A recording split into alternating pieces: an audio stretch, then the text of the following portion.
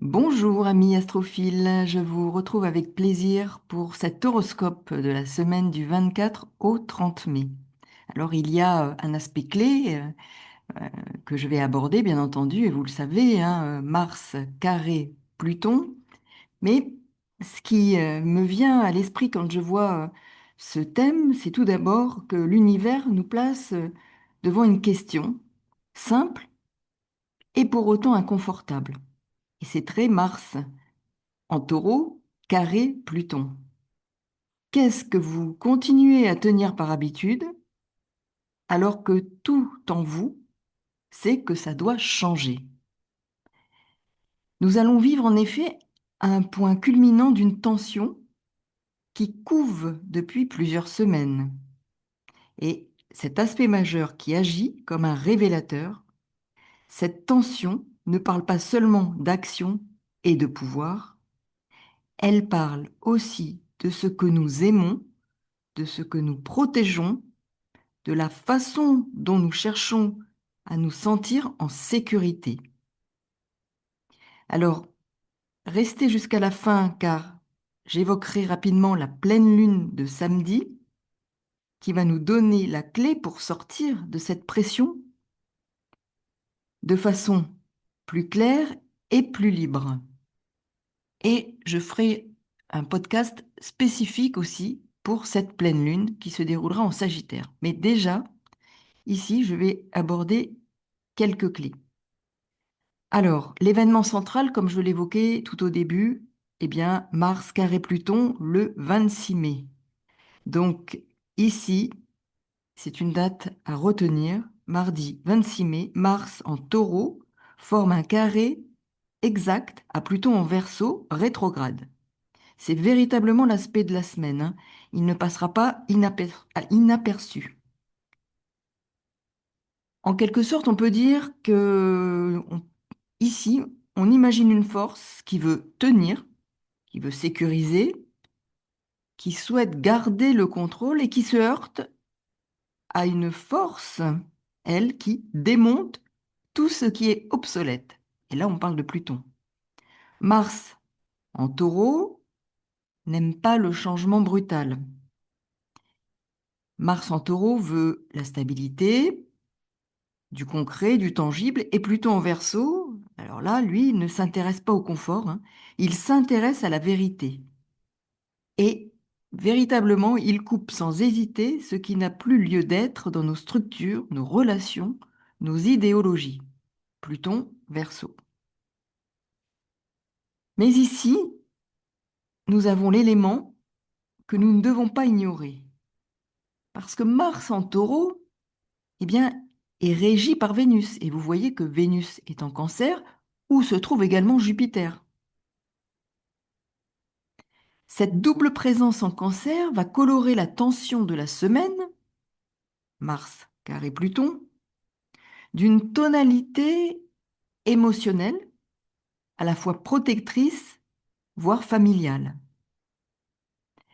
Ça signifie que la façon dont nous allons agir, dont nous allons lutter, dont nous allons résister, ou de la manière dont nous résistons déjà, est directement reliée à une forme de besoin de sécurité, sécurité affective.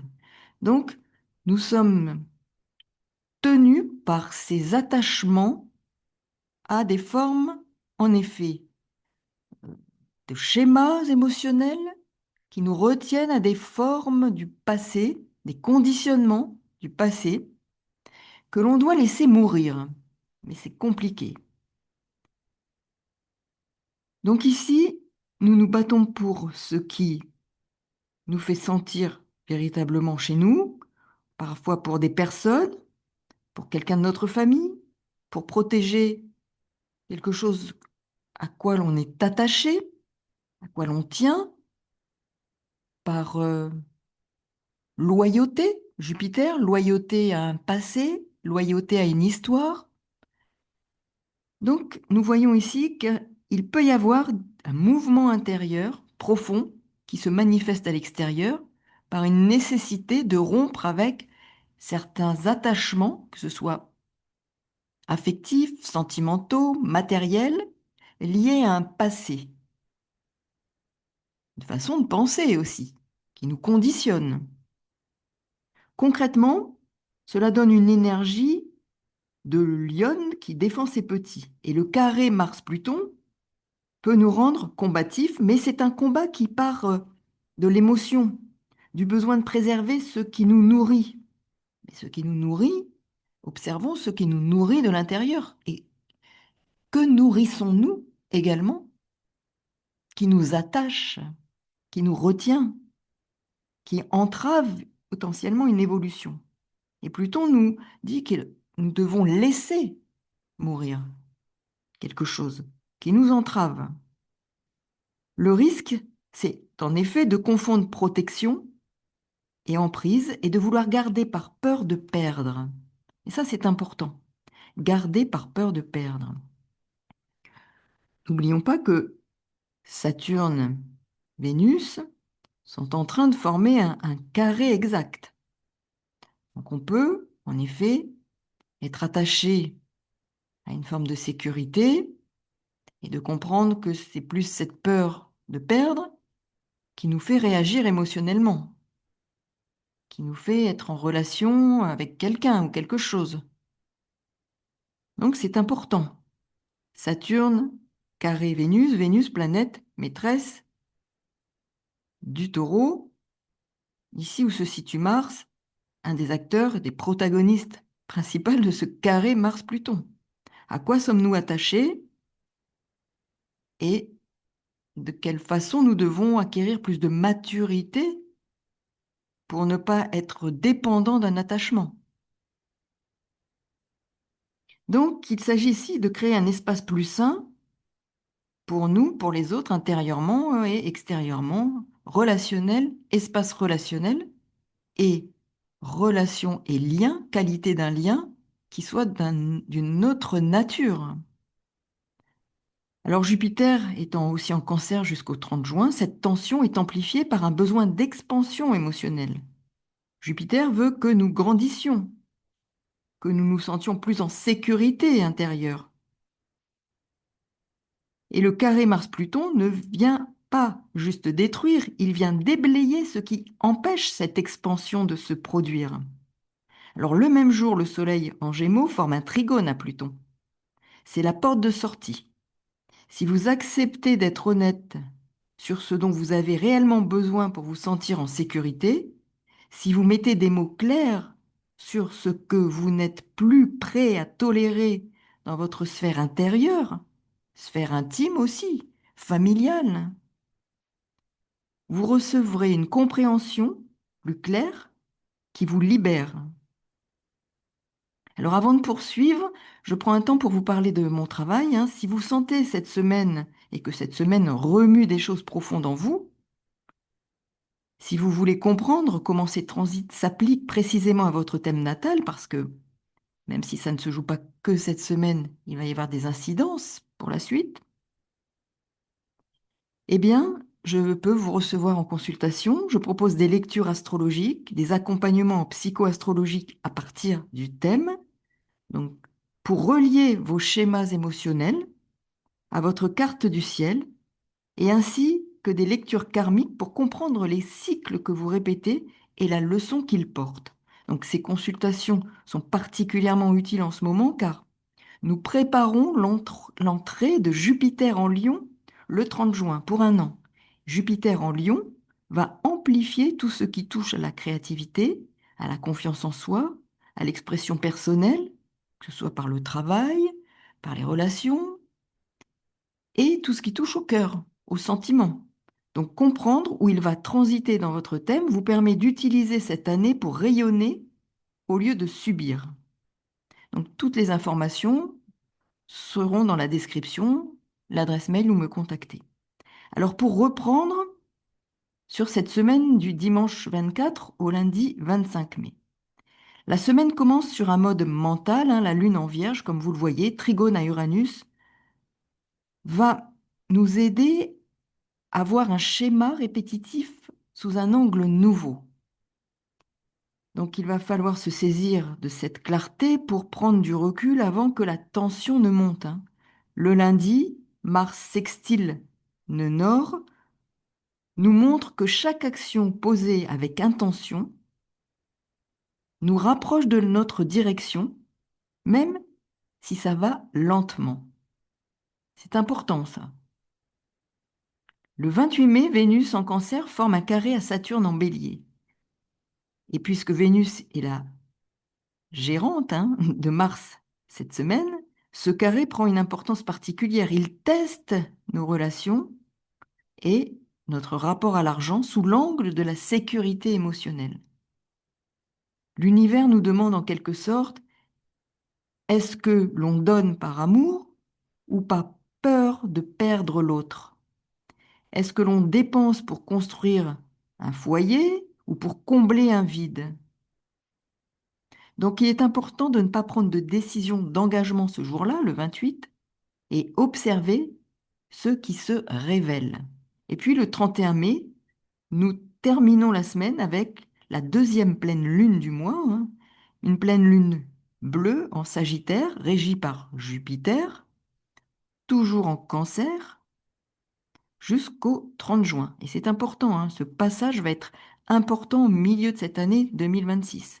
C'est pour ça que je vous propose éventuellement, si vous êtes intéressé, de savoir l'enjeu pour vous de ce transit qui va activer aussi différemment Uranus en Gémeaux, puisque Jupiter en Lion formera un sextile à Uranus, qui demande là d'être proactif. Donc, dans quel domaine faudra-t-il être plus proactif pour vous, pour bénéficier de ces énergies?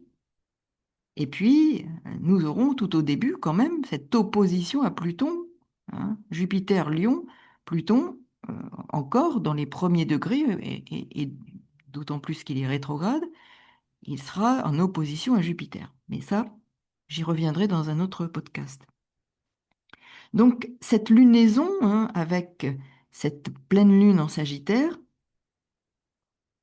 fait écho à la pleine lune du 1er mai en Scorpion. Souvenez-vous, si vous avez l'occasion, penchez-vous à nouveau sur le podcast que j'ai pu réaliser concernant cette pleine lune. Elle nous demande en tout cas de transformer la vérité que nous avons vue avec Mars-Pluton en un mouvement vers plus de sens, une nouvelle direction, plus d'horizon à nous engager avec plus de confiance vers une nouvelle direction, une nouvelle porte que nous allons ouvrir. Nous pressentons une nouvelle orientation, nous pressentons une nouvelle direction. Mais là, il va y avoir des précisions, des clarifications, car le carré Mars-Pluton aura agi en faveur de cette prise de conscience pour nous conduire en fin de semaine vers potentiellement une nouvelle direction, une nouvelle orientation à donner à quelque chose dans notre existence, à notre existence. Donc c'est important. Alors comment naviguer cette semaine avec Vénus et Jupiter en Cancer comme boussole? Pour traverser cette semaine sans nous épuiser, laissons en quelque sorte Vénus et Jupiter en Cancer nous guider. Premièrement, j'évoquerai le fait que, avant d'agir, posons-nous une question. Est-ce que je défends ce qui me nourrit vraiment émotionnellement? Mars carré Pluton peut nous rendre têtus pour de mauvaises raisons. Et Vénus-Jupiter en Cancer nous ramène au foyer, aux soins, à ce qui fait famille pour nous. Et si la réponse est non, eh bien, il faut lâcher. Donc, vous comprenez un peu l'enjeu? Qu'est-ce qui nous retient? Sur quoi faisons-nous de la résistance? Soyons authentiques. Et si nous sentons qu'il y a des choses qui sont en effet têtues, eh bien, comprenons bien qu'il y a peut-être un enjeu à, à mesurer davantage et qu'il y a des choses à lâcher, à abandonner. Deuxièmement, je dirais que Mars en Taureau aime le corps et le Cancer aime nourrir. Alors, ça peut être un bon moment de prendre soin différemment, de prendre soin de soi différemment, de son espace personnel, intérieur et aussi des autres. Il peut être intéressant de s'entourer de ce qui nous apaise et de ne surtout pas laisser la pression rester bloquée au niveau de notre tête. Il faut aussi éviter les ultimatums et les décisions définitives, notamment entre le 26 et le 28 mai, parce que là, l'énergie est particulièrement chargée. Donc, 26-28 mai, soyez vigilants. Parlez, observez, mais laissez le temps à la poussière de retomber. Voilà, chers astrophiles, le décodage de cette semaine du 24 au 30 mai. Donc, vous aurez compris que nous entrons dans une période avec une pression à transformer. Le carré Mars-Pluton du 26 mai nous met face à nos résistances. Il nous offre aussi la force de couper ce qui ne sert plus. Ça, c'est important. Il nous donne la force de couper ce qui ne sert plus. Et parce que Vénus et Jupiter sont en Cancer, cette bataille n'est pas seulement une question de pouvoir, c'est une question de sécurité intérieure, émotionnelle, dans nos vies personnelles, intimes, au sein des foyers, et ce que nous appelons en général chez nous, intérieurement, extérieurement, ce qui fait clan, ce qui fait espace personnel. Et la pleine lune bleue, donc du 31 mai, vient ensuite éclairer le chemin vers quelque chose de plus vaste. Elle ouvre des horizons nouveaux, de plus alignés avec ce que nous sommes en train de devenir. Donc cette semaine, c'est un enjeu de transformation qui va ouvrir des perspectives. Et souvenez-vous, ce que vous aurez clarifié cette semaine sera la base de ce que Jupiter en Lion viendra amplifier à partir du 30 juin. Donc si cette vidéo vous a parlé, merci de mettre un pouce, de partager avec les personnes qui traversent peut-être une période de changement important. Et dites-moi en commentaire quel est le domaine de votre vie où vous sentez cette tension entre tenir et lâcher. À très bientôt pour de nouvelles aventures et surtout retenez, ce qui est vrai ne craint pas d'être testé. Nous avons aussi le test Saturne-Vénus. Vénus, planète maîtresse du Taureau. Donc il y a aussi cette semaine un test qui nous est soumis. Merci pour votre écoute, merci pour tous vos commentaires et n'oubliez pas dans les commentaires de me préciser si vous vous sentez concerné par cette tension entre tenir et lâcher. À très bientôt pour de nouvelles aventures. Au revoir.